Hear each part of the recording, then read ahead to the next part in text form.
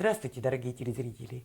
С вами программа «Кинолетопись Якутии», в которой мы показываем фрагменты из наших фондов, а герои съемок разных лет сами комментируют их. Наша гостья сегодня – известный театральный деятель, актриса театра и кино, народная артистка Якутии Зоя Петровна Багананова. Зоя Петровна, здравствуйте. Здравствуйте. Вы закончили Щепкинское училище, знаменитое Щепкинское училище, которое выпустило для Якутии целую плеяду артистов, которые стали впоследствии славой якутского искусства. Не только театрального, но и кинематографического. Да. Вот расскажите, как пришла к вам мысль, что вы должны быть актрисой? А когда мы сдавали экзамены, абсолютно неподготовленные, такая вот, ну, подростки такие прямо, я крепкая была, черная, крепкая, вот, а что сдавать не знаем.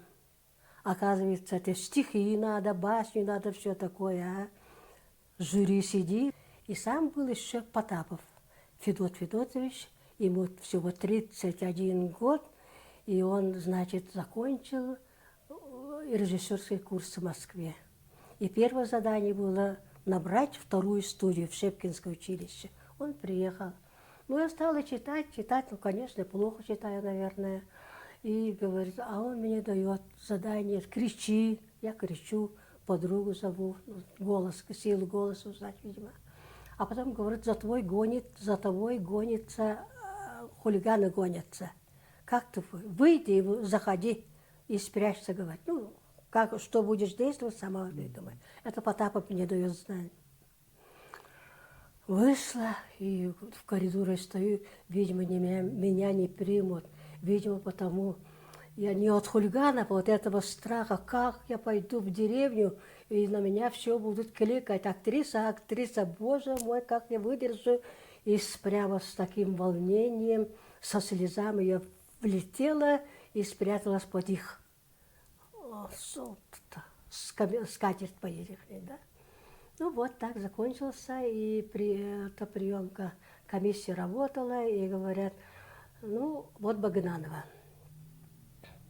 А где-то вот Георгий Иванович встал, говорит, ну она какая-то невзрачная, слишком такая, всякая, черная. Нельзя ей в актрисы. А Потапов встает и говорит, ну вот я задание дал, она хорошо исполнила, у нее виден темперамент такой. И не всем быть этими героинями в фильме. Есть характерные роли, она будет в таких языках доярка играть. Наша передача называется «Кинолетопись Якутии», поэтому мы будем говорить больше о кино. Хорошо. В 1965 году, еще в студенчестве, вы приняли участие в съемках фильма «Дорога к морю». Вот расскажите вот свои впечатления о первых пробах своих. Ну, это, в общем, когда мы диплом получим, там будет написано актриса и драмы и кино. Так что, но в кино не разрешали участвовать, которых, наконец, из русского курса брали на главные роли. И, значит, они целый год должны были там работать, а тут надо учиться. Поэтому было очень сложно туда пробраться. Пошел слух, что снимается кино «Дорога к морю», там, где должны быть северяне, массовки участвовать. Ну, подобрали там, как раз мы, курсовая работа у нас была «Горе от ума», где я играла в Суфию. Вот в этой одежде вот сняли тоже. А там моя подруга, это Маргарита Тихонова, она Фамусова как бы учит. Так вот, А в это время приехали из художественной самодеятельности было, видимо, и там танцевали из Алюкомского улуса, с села Кылла, кажется. И вот олени водят, 2 оленя. Это так красиво. Это первый был выход оленей на сцену.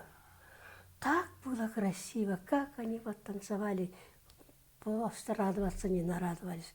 Ну, вот это был первый опыт. Это А вот первое. в последние годы вас так активно приглашают на съемки в свои фильмы не только якутские, но и российские режиссеры. Вот скажите, вот из тех работ, которые уже вышли на экран, какая вам дороже всего? Ну, вы знаете, тогда после вот «Дорога к морю» переехали из Мосфильма тоже. Всех нас, актеров, в массовке. Они снимали трилогию об Ульянове Владимире Ильиче. И мы попали туда. А Ульянова молодого играл артист Родион Нахапетов. Мы там участвовали. И так-то мельком мы промелькаем там в массовке. Это тоже, это Марка Донского, не у кого-нибудь. Ну, конечно, как он работает, глядишь, как общается с актером, глядишь, где-то вот, видимо, закладывается туда куда-то. Годы прошли, я постарела, и началось вот бум сахафильма. Тоже хорошо. И я все время вспоминаю Людмилу Полякову, а мы с ней, актриса российская, мы с ней учились в одно время в Шепкинском училище. И она педагогу своего Виктора Коршунову, который актер Малого театра, пожалуйста, меня не зовут, меня не принимают, меня вот не зовут в кино. А он сказал: Люда, ты жди и дождешься. Будет время, и вот на вас солнце взглянет, и будете сниматься. Вот годы пройдут, потому что она не может так лучезарно играть, а таких характерных, таких она может. Вы знаете, вот каверзные случаи, когда в кино сниматься, это очень хорошо.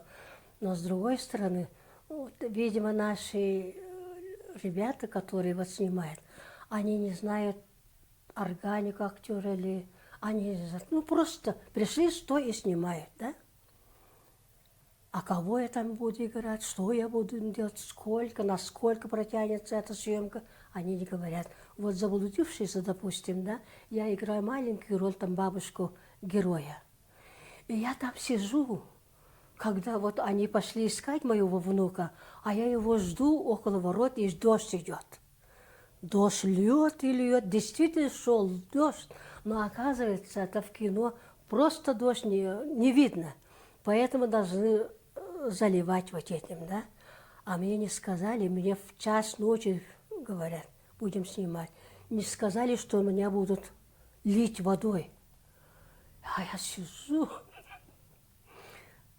2 цистерны этого пожарной машины меня влили.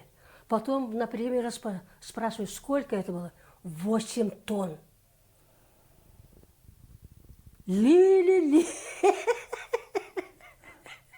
И Спартак мой внук говорит: ой, бабушка бедная, она и все плачет и сидит, говорит, а вставать нельзя. Вставать нельзя. Вот и я сидела до утра под этим ливнем. Ну, у вас вообще такая вот интересная большая фильмография, и роли абсолютно разные, да? Это фильмы такие, как «Мой убийца», да? «Заблудившиеся». Да-да. Так что «Джулур», да, вот одна из последних ваших работ, да? Ну и мы знаем, что вы недавно поработали еще в одном фильме. Вот приоткройте тайну, расскажите, что это за фильм, что за роль? «Мотне» называется фильм. Это по-хантыйски это «Чужая», оказывается. И сценарий мне дали «Чужая» по-русски. И тут же перевела одна наша, и «Атын» «Чужая». Вот. А роль шаманка. Эта роль, оказывается, вторая после героини. Так что тут большая роль оказалась. Пришла на кастинг, а говорят, ну что, ты шаманка, ты что будешь делать? Ну, что-то так сделала я. Потом другую актрису, Софию Баранову Сергучеву, тоже кастинг, вот это двое было. Еще кого-то там много было. Но выбрали меня, потому что чуть постарше их, что ли. Вот так вот. Оказывается, я должна была на нарте ехать. На оленей. Господи, оленей-то мы тут не видим. На лошадке-то, на санях сидеть тоже трудно. А тут вообще такая штука, оказывается. И меня одели, господи, 45-й размер. Он, ты, туда я запихала. И галоши такие, олени одела, и кянчи, все. А там еще холодно же, поэтому я этот китайский это, комбинезон, да все такое. А поверх этого они одели шаманский этот. Они, оказывается, тулуп, на тулупе шили эти, шаманские вроде. На выворот одели, ой, такая тяжеленная. А еще одели такую лисью шубу до пят. А в голове, конечно, парик, да еще не шапка, а волчья шкура. И такая рукавица такие, я стою, двигаться не могу. И помощник режиссера говорит, актриса не может двигаться, давайте буран. Меня на буране повезли, еду, значит, нарты, сядьте и поезжайте. А это олени, они умные. Они говорят, ну, старуху не будем слушаться. И не слушаются. Одна туда, один олень туда, другая сюда. Я бью, и это все такое никакого. И как помчалась, я урухнула, а там сугробы такие в конгласах. Вообще там проникло. Господи, встать хочу, тяжелые одежды, не могу встать. Потом вот это, с оленем Эвенк из Хабаровска приехал. Говорю, дайте мне свой кнут. Дали, еле поднялась. Чудо отдышалась вообще. И смеялась, хохотала, боже мой. Ну что делать-то, а? Потом я этой Тане, Насте говорю, звоню. Все, я провалилась. Буквально провалила роль, провалила сугроб, говорю. Как я виновата, все, меня больше не снимать не будут. Говорит, нет, Зоенька Петровна, это же мы виноваты. Надо было сперва учить вас, хотя бы показать этих оленей, хотя бы 2 раза садить. Вот так вот мы виноваты. Ну, будем с нетерпением ждать выхода на экран нового фильма с вашим участием «Чужая». Теперь мы запомним. Большое вам спасибо за содержательную беседу. Очень интересно было с вами беседовать. А мы с вами прощаемся, дорогие телезрители. До следующей встречи.